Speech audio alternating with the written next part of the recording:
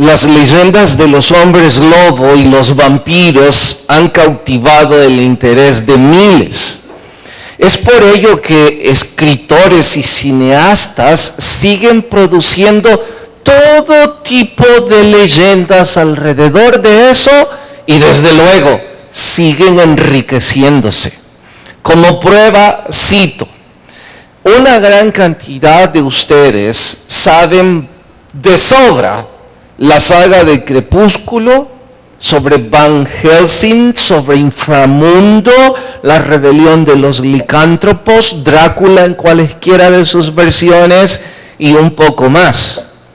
Pero muy pocos de ustedes saben quién fue Nabonido.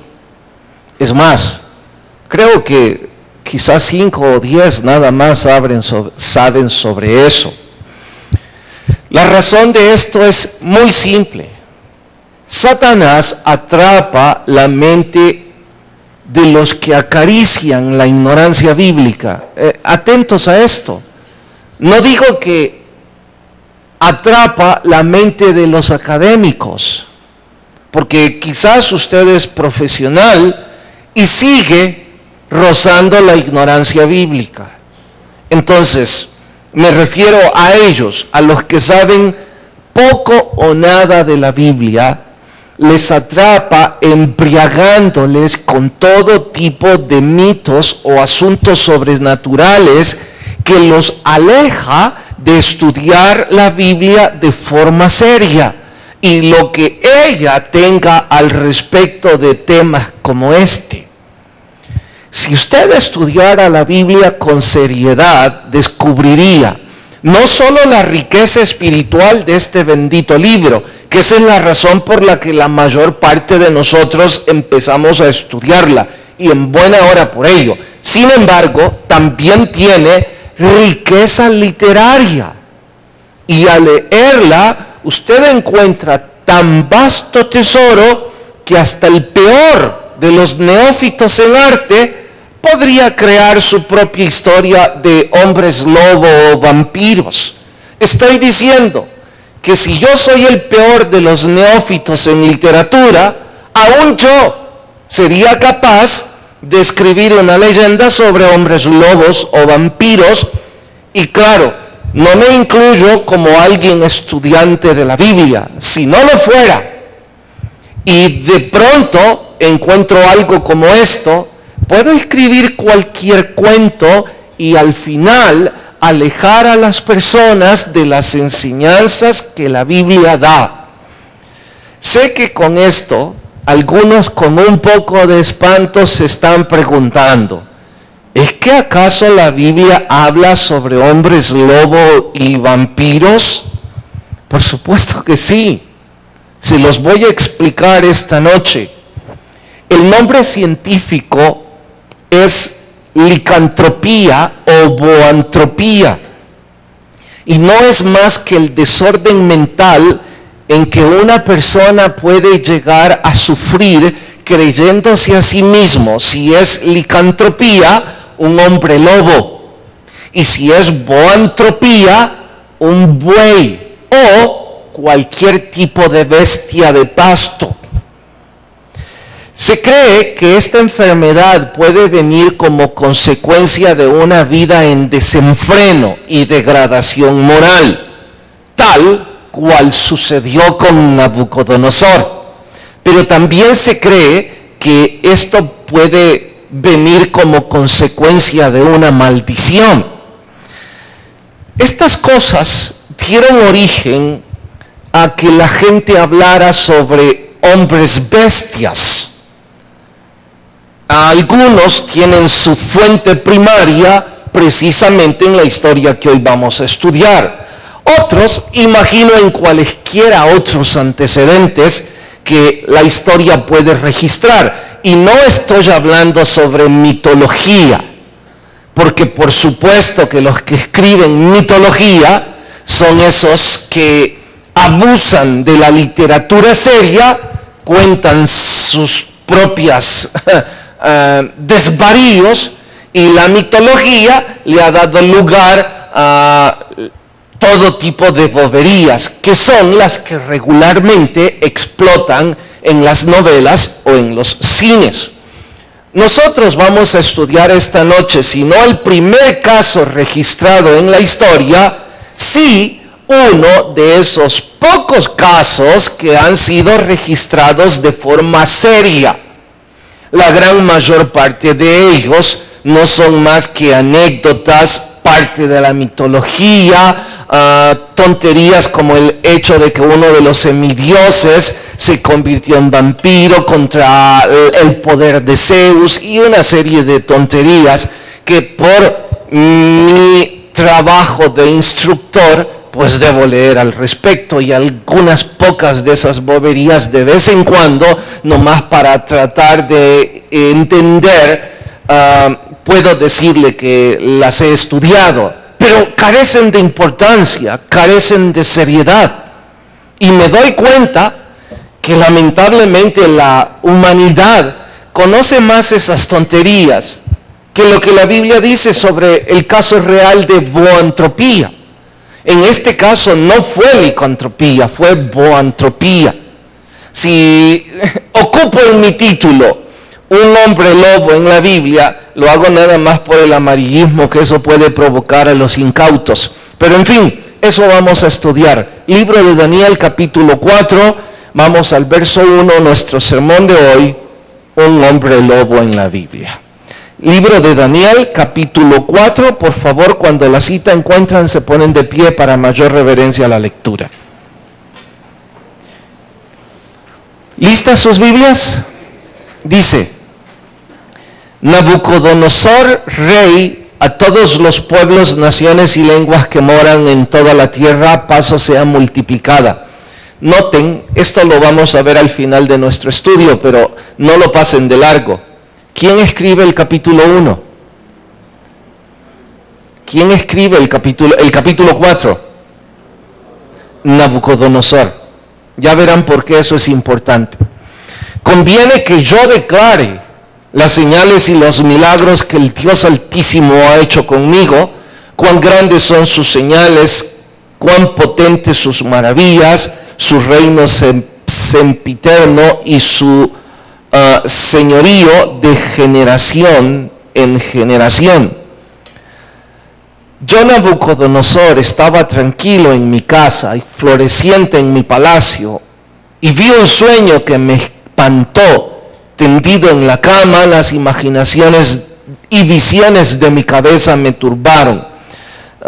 Voy a leer hasta ahí, con la esperanza de que si no todos, la mayor parte de ustedes son lectores serios de la Biblia y que van a corroborar versículo por versículo toda esta historia en sus hogares. Por cuestión de tiempo, dejo la lectura hasta ahí y oramos. Señor, te suplico tu Espíritu lleve edificación a nuestras vidas y que podamos crecer a través del estudio de tu palabra. Lo ruego en el nombre de Jesús. Amén. Pueden tomar su asiento. Dios ya se había revelado a Nabucodonosor de una forma especial, cuando menos 2 veces. Primero, el sueño de la imagen, luego en el horno de fuego. Yo creería que la mayoría de los mortales a quienes Dios se les ha revelado en forma directa, específica y de una forma tan portentosa, debería ser suficiente para que ese mortal temblara delante de la presencia de Dios y se convirtiera su corazón en fe hacia Dios. Lamentablemente ese no fue el caso de este rey. En lugar de reconocer el señorío de Dios sobre su vida, se llenó de orgullo, pensando que era tan grande y tan bueno que sin duda el Dios de los hebreos le había favorecido en esas 2 ocasiones, precisamente porque él se lo tiene bien ganado. Él merece esos privilegios de parte del Dios de los hebreos. Fue por esa razón que Dios se reveló ante él por medio de otro sueño, en donde le advirtió que su corazón se vería transformado y que sufriría uno de los casos de boantropía, que repito, no es más que un desorden mental en donde un hombre se cree animal y vive como un animal. Cualesquiera otros dirían simple y sencillamente la locura visitó su corazón y se sintió un animal. De hecho, el sueño le advertía que así iba a suceder. Daniel fue el intérprete, igual que el caso anterior, pero eso ustedes lo van a corroborar en sus casas. Tal cual el sueño lo profetizó, sucedió. Nabucodonosor cayó en la enfermedad de sentirse un animal. Si usted dice, bueno, pero ese sería un caso de un hombre que se cree bestia, ¿por qué el predicador lo relaciona con la licantropía? Es que le explico. En realidad, si hubiese una especie de estudio madre respecto a ese desorden de hombres que se creen animales, pues quizás boantropía sería el que origina cualesquiera otro tipo o ramifica cualesquiera otro tipo de enfermedades. La licantropía se puso de moda porque los hombres lobo y los vampiros comen sangre. No los hombres. Los lobos y los vampiros, estoy refiriéndome a la especie animal, disfruta la sangre dentro de su cadena alimenticia. Y sabemos de sobra que en las naciones paganas sacrificar personas a sus tontos dioses era parte de su liturgia y bebían la sangre en sus cultos. De ahí que si los lobos y los vampiros disfrutan la sangre, entonces esto fue dando rienda suelta a las perversiones humanas, hombres y mujeres que sentían placer y no lograban saciarse si no consumían sangre. Si era sangre de humanos, mejor aún. Eso lleva hasta el canibalismo, cosa que también estuvo de moda en Babilonia y en otras naciones sucias y paganas. Y bendito Dios, esperaríamos que eso no visite nuestra cultura, si es que alguna tenemos. Pues bien, Nabucodonosor cayó en esto. Dice la Biblia que padecería esta enfermedad 7 tiempos. Los estudiosos no saben si fueron 7 meses o si fueron 7 años o si deberían ser 7 días. Y como no lo dice, no ocuparé tiempo en hacer conjeturas. Solo diré que por un periodo de tiempo Dios le dijo que padecería esta enfermedad y no cambiaría sino hasta que entendiera que el único digno de recibir gloria es Dios y que Él es capaz de humillar al más grande de los hombres. Y si en este caso Nabucodonosor se creía el más grande, pues entonces Dios lo humillaría para que todos entendieran principios filosóficos que enmarcan la doctrina bíblica. ¿De qué hablo? Entre otros, la Biblia dice, Dios atiende al humilde, mas mira de lejos al altivo. En español nuestro, Nabucodonosor, entiéndalo. Dios siente repugnancia por su altivez y atenderá siempre a un hombre o a una mujer con un corazón humilde. Otro de los principios, Dios humilla al orgulloso y exalta al humilde. Cuando alguien empieza a considerarse más que otras personas, pronto, muy pronto recibirá lo grande de su error. Porque el otro principio bíblico dice, después de la soberbia sigue la caída. En nuestro español, cualquier hombre o mujer que se llene de soberbia, de altanería o altivez, pronto caerá. Y será tan fuerte la humillación que eso no cambiará sino hasta que reconozca que Dios es el único que merece la gloria y la honra. Bueno, ya que algunos de ustedes son amantes del cine serio, esperaría yo, una de las pocas películas con texto bíblico fue El abogado del diablo. No en su totalidad, pero sí muchos de sus argumentos. Y el diablo mismo es una película con argumento filosófico vasto. Al final dice el mismo diablo. Y es una película no cristiana, No hay pecado favorito para mí, sino el que ningún hombre ni ninguna mujer puede superar. Y con una risa macabra y sarcástica dice al cierre de la película, el orgullo, que es uno de los pecados que hombres y mujeres no pueden sobreponerse. Y entienda como orgullo, soberbia, vanagloria, petulancia, altivez o cualesquiera otros sinónimos. El asunto siempre es el mismo. Hombres y mujeres que se creen superiores a otros y que por ello tienen el derecho de menospreciar a otros, ya sea de pensamiento o de hecho. Hablo de hombres y mujeres que creen estar en mejores condiciones y por eso hay otros que no pertenecen a su posición socioeconómica, que no son parte de su cultura, que no son parte de su educación y pueden discriminarles de pensamiento o de hecho. Como dato curioso, y para los que son amantes de estudiar un poco más, yo les animaría a que respondieran esta pregunta. ¿Dónde encuentran más soberbia?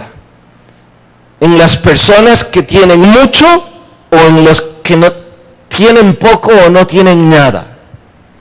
Porque con frecuencia he escuchado a algunas personas decir que la gente soberbia, la gente altanera, son los que tienen. Y de forma necia y a veces con poca educación moral, no hablo de educación académica, poca educación moral. Incluso tratan de ocupar esos estribillos hasta en política, en decir que los que están en un extremo son soberbios porque tienen y los que están en otro extremo son humildes porque no lo tienen.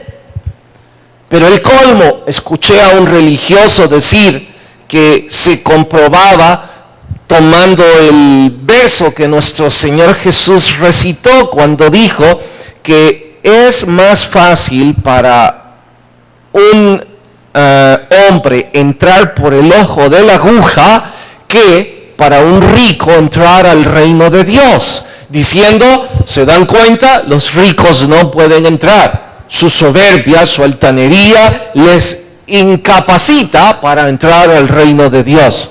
Les voy a explicar pronto eso, pero antes de ir hasta ahí, yo no puedo establecer estadísticas y me gustaría tenerlas, pero les puedo decir que en los 25 años casi de ser predicador, he descubierto que gente soberbia hay en ambos extremos. Y con cierta preocupación de pensamiento, de vez en cuando me pregunto, las personas que tienen, supongo que tienen la enfermedad de creerse más, porque tienen, por supuesto que es una aberración moral, pero me imagino que esa aberración les lleva a ese pensamiento. Y me pregunto, ¿y los que no tienen, de dónde sacan tanta soberbia? ¿De dónde sacan tanta altivez y tanta vanagloria? Usted dirá, predicador, ¿no cree que está exagerando? No, se los voy a demostrar. Hay tanta gente que no tiene más que deudas, problemas y viven en una especie de antesala de la miseria. No hablo solo de dinero, hablo de problemas en todas las áreas de la vida. Me refiero a que perdieron su trabajo, que sus matrimonios se están resquebrajando, que no tienen salud, que cada día su cuerpo está peor, han perdido su casa, están embargados sus sueldos, se han vuelto adictos al alcohol, al juego, a la droga, o están en cualquier otro tipo de vicio. Les pregunto, por estar en esas condiciones, ¿usted piensa que ellos humildemente desean rendir sus vidas a Jesús?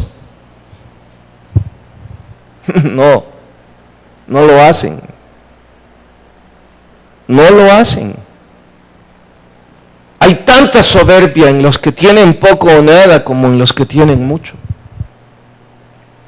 Y no hablo solo de la soberbia en contra de Dios, también la soberbia en contra de su prójimo. Y una cosa es consecuente de la otra. Véalo así. Si yo tengo paz con Dios, debo tener paz con mi prójimo. Si no tengo paz con mi Dios, no tendré paz con nadie.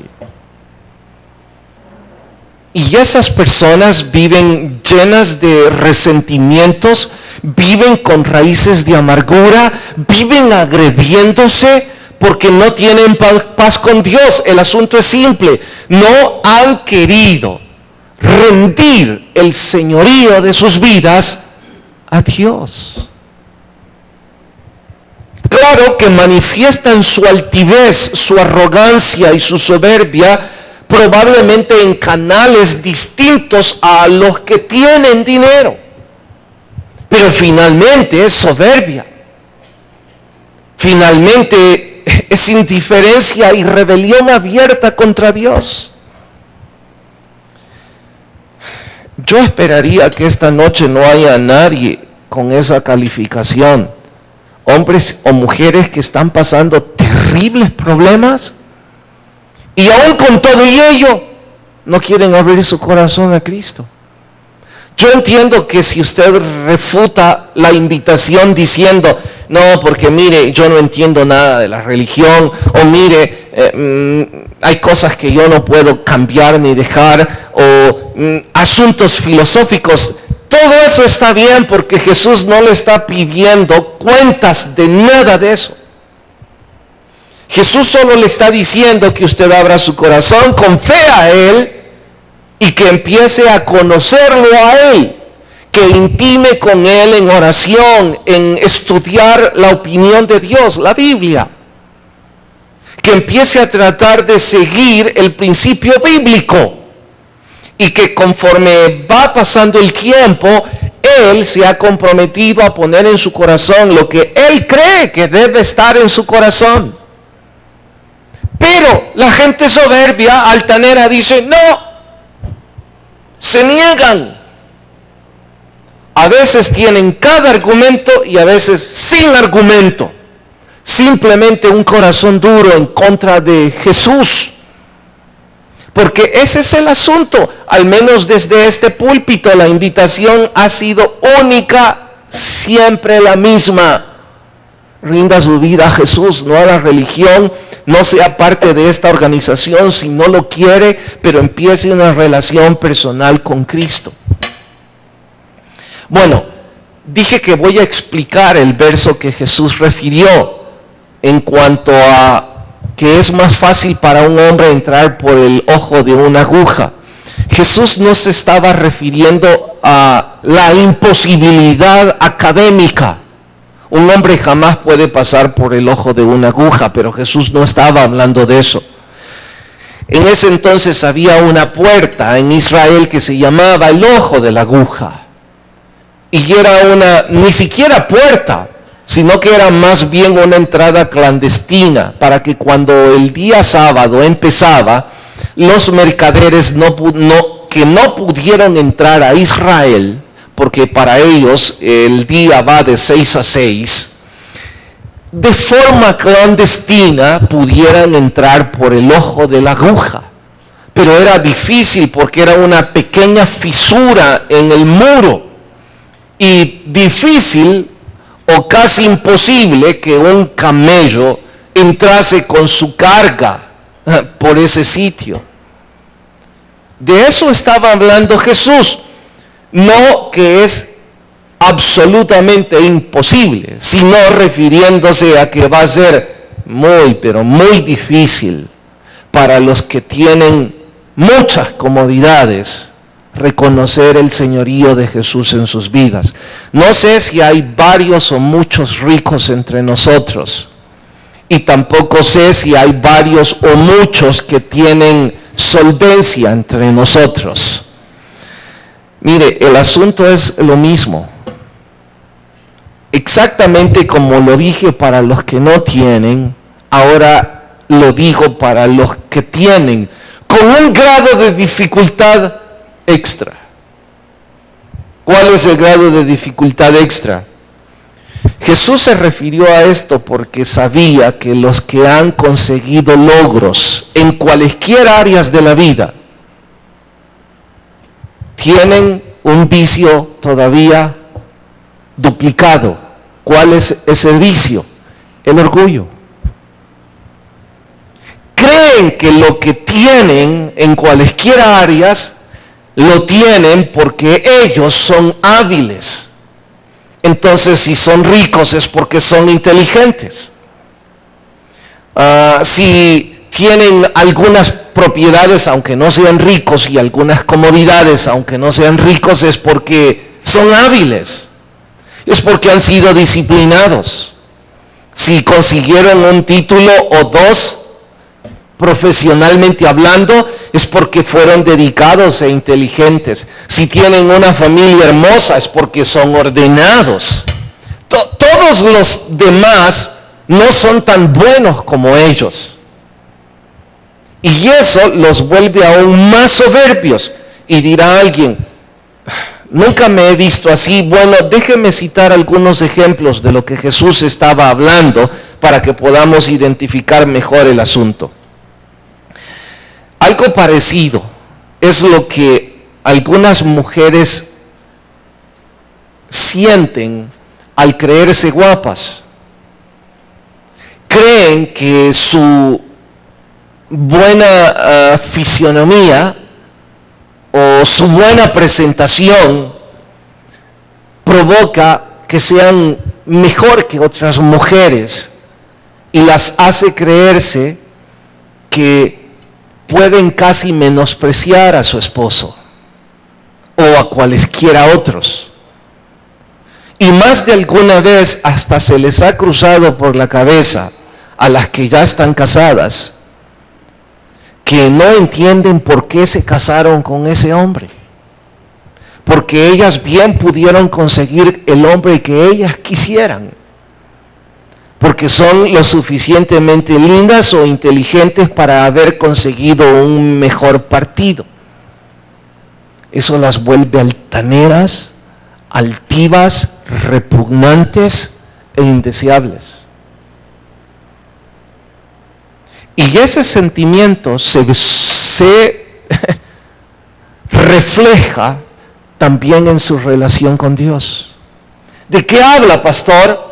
La amargura que lleva por dentro como consecuencia de su soberbia la hace discriminar su relación, y como la Biblia dice que usted debe amar y someterse a su esposo, entra en un conflicto religioso. Y solo le queda rendir su vida al señorío de Cristo y entonces someterse al liderazgo de su marido. Pero eso no es algo que usted está dispuesto a hacer. Y eso es lo que Jesús dijo, que usted no iba a poder entrar al reino de los cielos. Y el asunto es tan grave que eso va a terminar hasta que usted reflexione espiritualmente, o hasta que usted pase por el curso de licantropía y Dios la humille hasta el peor de los extremos. Pastores, ¿que acaso está diciéndome eso? Ni en broma. Por eso lo estoy predicando, para que usted y yo tomemos las medidas de prevención y nos humillemos antes de que nos inscriban en un curso de esa naturaleza. Pero no estoy seguro que las mujeres, casadas o no, estén dispuestas a seguir la advertencia. Su soberbia es tal que piensan que su buen parecer les va a durar mucho tiempo. Y quienes no recuerden la advertencia, mientras hay tiempo, la recordarán muy pronto. Y cuando digo muy pronto, las mujeres que están arriba de los 45 pueden testificarles de mejor forma que un predicador. Porque de allí en adelante ya no hay figura que valga, ni hay altivez alguna que logre refrenar a su pareja. En ese momento lo único que refrena a su pareja es una mujer con el temor y el respeto a Dios. Pero como es algo que usted piensa no necesitar, y no me sorprende, los que creen conseguir algo, creen no necesitar de Dios. Creen no necesitar del principio bíblico. Si las mujeres están enfadadas diciendo, ¿por qué solo nosotras no? Ahora hablo a los hombres. Su posición en la empresa, en sus negocios, sus títulos académicos, le hacen creerse que usted no solo es muy hombre, sino que usted puede conseguir lo que quiera. Prueba de ello que mientras otros tienen apuros para reparar su coche, usted tiene los carros que quiere. Mientras otros tienen apuros para alquilar casa, usted ya tiene 2, y a lo mejor 3, o a lo mejor la que tiene ya la pagó, mientras otros ni siquiera sueñan con la posibilidad. Todas esas ventajas le hacen creerse que usted está muy por encima de otros. Y al igual que el caso anterior, ese sentimiento se refleja no solo en su manera de tratar a otros, sino en su forma indiferente hacia Dios. Ahora se los compruebo. Como usted está en mejor posición que otros, usted le puede gritar a sus empleados, ¿verdad? ¿O ya olvidó las 5 groserías de la semana pasada? En las cuales, incluso suponiendo que usted es cristiano y que no usa palabras sucias, no solo gritó, les dijo palabras sucias. Pero claro, usted es el que firma. Si no les gusta, que se larguen, porque el que tiene el dinero es usted. Es más, deberían estar agradecidos sus pobres empleados, porque si usted no firma, no comen. Entonces, como usted es casi el cosalvador de la miseria de otros, todos los otros le tienen que aplaudir sus groserías. Claro que cuando usted hace eso, también puede decirle a su esposa que usted puede tener las mujeres que le dan la gana. Que mientras usted provea lo justo, ¿qué importa? Usted es la esposa. La otra no es esposa. Confórmese con lo que tiene. Claro, usted está en una posición, en una condición para hablar así, ¿no es cierto? Está en condición para gritarle a otras personas las groserías que quieren, porque usted tiene abogados, porque usted tiene cualquier otro profesional y puede tomar esas cosas a su antojo. Y por supuesto, que no se le ocurra a un simple religioso, predicador o no, decirme cómo debo vivir mi vida. Que agradezca a ese pobre predicador que llevo el diezmo, porque si no él no come. Que agradezca a esa iglesia que yo estoy ahí, porque si no se van a pasar tales líos y por eso deben hacer lo que yo digo. Y ese sentimiento no solo se refleja para el prójimo, es también su indiferencia hacia Dios y su soberbia con Dios. ¿De qué habla, predicador? Usted no cree necesitar tomar la Santa Cena. Bastante hace con haber puesto un billete de $10 esta noche, si es que lo puso. Usted no cree que tuvo que haber ido a una cruzada. Ya bastante hizo con dedicarle una vez a la semana. Usted no cree que debe mostrar humildad con otras personas y mostrarles cariño y ser parte de un ministerio en donde haya sacrificio de tiempo, que haya incluso que humillarse ante la grosería o ante la poca educación de otros. ¿Por qué? Porque usted es don fulano. Y entre más hace eso, más se distancia de Dios. Porque mi Biblia dice que Dios no atiende al soberbio. Y eso a usted no le gusta escucharlo. Usted lo que quiere escuchar es que yo le diga que la iglesia necesita sus ofrendas. Y que de hecho el mes pasado estuvimos terribles, entonces usted, hermano, hermana, no sabe cómo lo necesitamos aquí. Pues no lo necesitamos. Porque finalmente el cielo se llega sin dinero. Y si alguna vez espero llegar, lo mejor es que le diga lo que la Biblia enseña. Y la Biblia enseña que a Dios no le interesa su posición ni su dinero, que a Dios lo único que lo impresiona es un corazón humilde delante de Él y delante del prójimo. Y que don Nabucodonosor le inscribieron en el curso de animales porque él se estaba portando como un animal.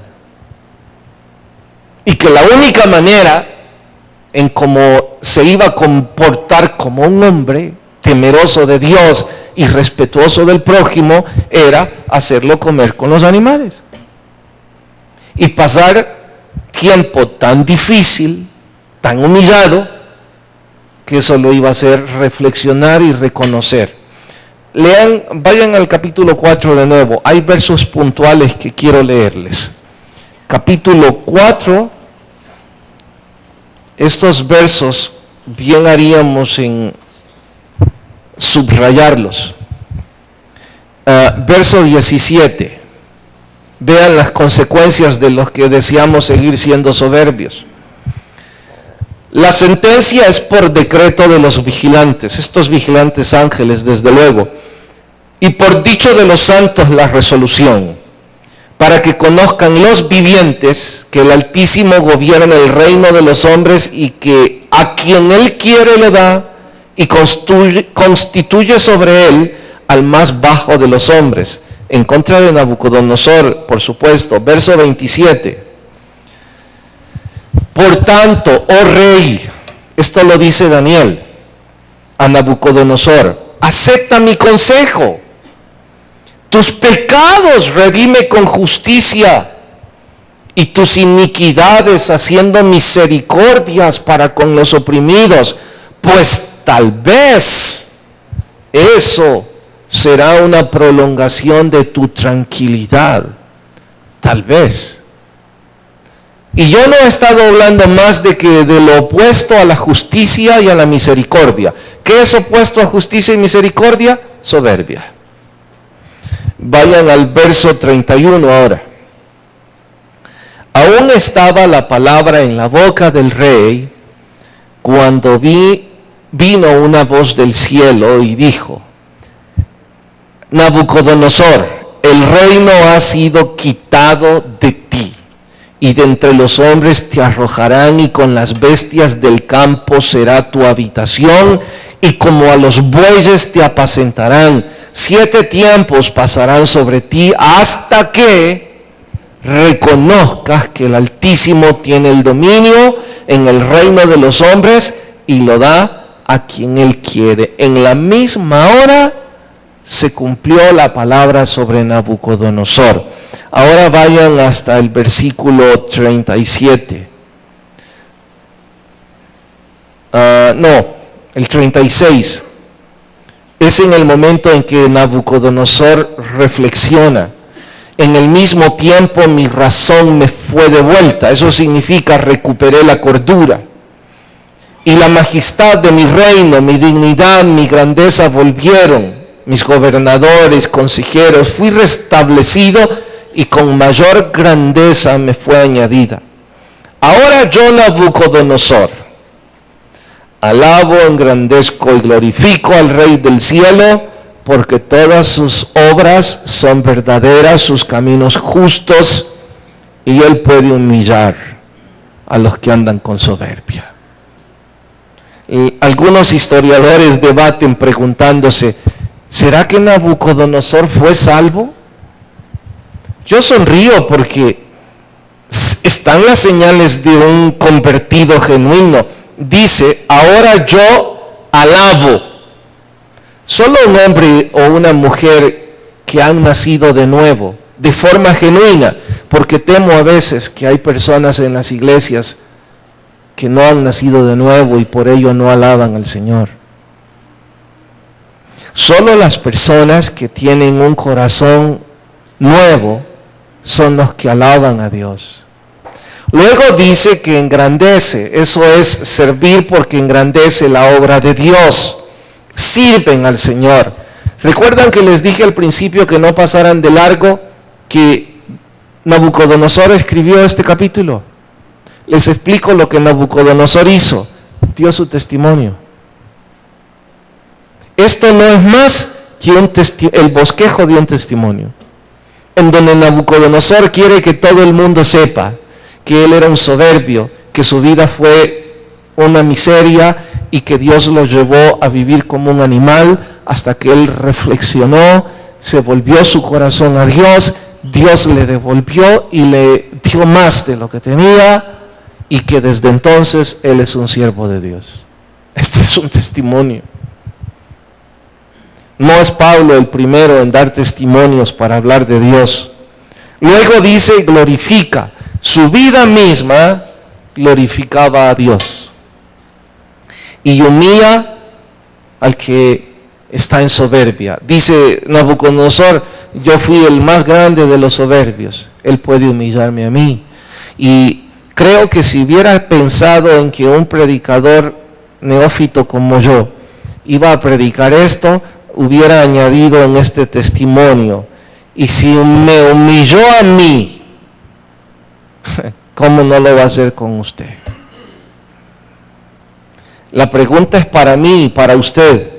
¿En serio usted piensa esperar a que nos inscriban en un curso de licantropía para volver nuestro corazón a Dios? ¿No sería más fácil volverse hoy con humildad? Es entre usted y Dios. Inclinen sus rostros y oramos. Señor, gracias por hablarnos. Perdóname por lo soberbio de mi vida, por mi altivez. Estoy avergonzado cada vez que repito la misma necedad. Y Señor, reconozco que cada día cuando oro, debo pedirte que me ayudes a ser un hombre humilde porque no lo soy. Quizás así voy a luchar todos los días. Gracias por exhortarme ahora, y si hay en medio nuestro hombres o mujeres que nunca han sido humildes delante de ti, por favor toca sus corazones. Mientras todos oran, sus rostros inclinados y sus ojos cerrados, no le invito que venga al frente, que le aplaudan, que cambie religión, que adopte compromisos religiosos. Es entre usted y Dios. Ni siquiera ser humilde con otros, ser humilde delante de Dios. El primer paso es abrir su corazón a Jesús, reconocerlo a Él como Señor de su vida. Una oración sencilla, discreta, pero con fe. Y si alguien dice, predicador, yo quisiera abrir mi corazón a Cristo, pues donde está le invito a que levante su mano y me deje orar con usted. La baja de inmediato. nadie le va a aplaudir, es entre usted y Dios. ¿Habrá alguien esta noche que dice, sí, yo quiero hacer esa oración, yo necesito una relación íntima con Jesús? ¿Dónde está? Tome el paso de fe, levante su mano y reciba a Jesús.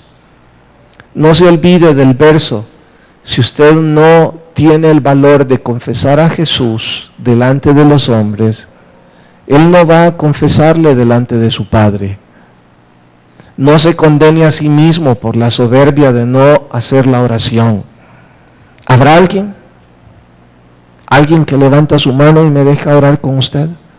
Señor, gracias, despídenos en tu paz, en el nombre de Jesús. Amén y amén. Dios nos bendiga. Nos vemos fin de semana, que la paz de Dios vaya con cada uno y Dios nos bendiga a todos.